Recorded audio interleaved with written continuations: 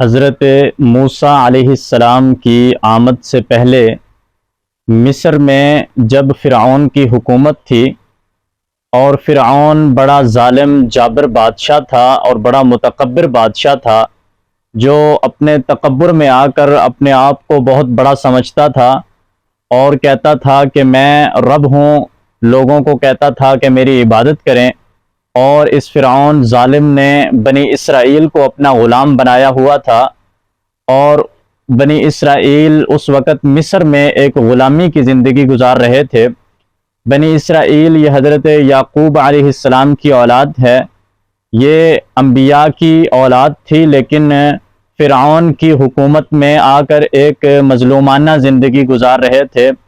اور فرعون کے ظلم اور ستم کو سہ رہے تھے۔ اس وقت جب کہ فرعون بنی اسرائیل پر ظلم و ستم کر رہا تھا، تو بنی اسرائیل حضرت ابراہیم علیہ السلام کے فرمان اور پیشین گوئیاں بیان کرتے تھے جو انہوں نے موسیٰ علیہ السلام کے بارے میں کی تھی، اور وہ اپنی کتابوں میں حضرت ابراہیم علیہ السلام کے صحیفوں میں اور اپنی وہ سابقہ کتابوں میں یہ علامات پڑھتے تھے کہ ایک بچہ پیدا ہوگا جو مصر کی حکومت کو تباہ اور برباد کر دے گا، تہس نہس کر دے گا۔ یہ خبر جب بنی اسرائیل آپس میں بیان کرتے تھے تو وہاں سے کچھ قبطی لوگ جو تھے وہ بھی اس خبر کو سنتے تھے اور فرعون کے دربار میں جا کر اس کو بیان کرتے تھے۔ ایک مرتبہ فرعون کا دربار لگا ہوا تھا اور رات کے وقت وہاں شراب اور رقص چل رہا تھا، ناچ گانے چل رہے تھے، تو کسی ایک شخص نے جا کر فرعون کو یہ بتایا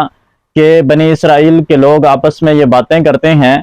کہ ایک بچہ ایسا پیدا ہونے والا ہے جو مصر کی حکومت کو ختم کر دے گا۔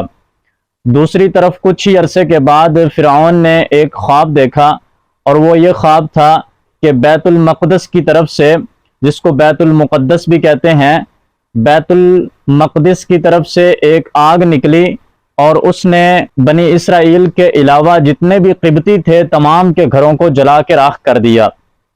فرعون اس خواب سے بڑا غم زدہ ہوا، خوف زدہ ہوا اور بہت ہی زیادہ پریشان ہوا، اور اس نے اپنے کاہنوں کو، اپنے عالموں کو اور اپنے بڑے بڑے جتنے بھی خواب کی تعبیر کرنے والے تھے ان کو اپنے پاس جمع کیا اور ان سے اس خواب کی تعبیر پوچھی کہ اس خواب کا کیا مطلب ہے کہ بیت المقدس کی طرف سے ایک آگ نکلی ہے اور اس نے بنی اسرائیل کو کوئی نقصان نہیں پہنچایا، لیکن تمام قبطیوں کے گھر اس نے جلا کے راکھ کر دیے۔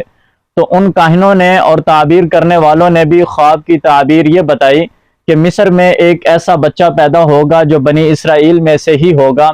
اور وہ آپ کی حکومت کو ختم کر دے گا، تہس نہس کر دے گا۔ اس خوف سے فرعون بنی اسرائیل کے جو بچے پیدا ہوتے تھے، جو لڑکے ہوتے تھے، ان کو قتل کروا دیتا تھا، اور جو بنی اسرائیل میں لڑکیاں پیدا ہوتی تھی ان کو زندہ چھوڑ دیتا تھا، اور پھر بعد میں جب وہ بڑی ہو جاتی تو ان کو باندیاں بنا لیتا تھا۔ اور وہ یہ نہیں جانتا تھا کہ اللہ کی تقدیر کے سامنے کوئی بھی تعبیر کام نہیں کر سکتی، اور اللہ تعالیٰ نے فرعون کے گھر میں ہی موسیٰ علیہ السلام کی پرورش فرمائی، اور موسیٰ علیہ السلام اسی فرعون کے گھر میں بڑے ہوئے جو فرعون اس بچے کے خوف سے بنی اسرائیل کے لڑکوں کو قتل کرواتا تھا۔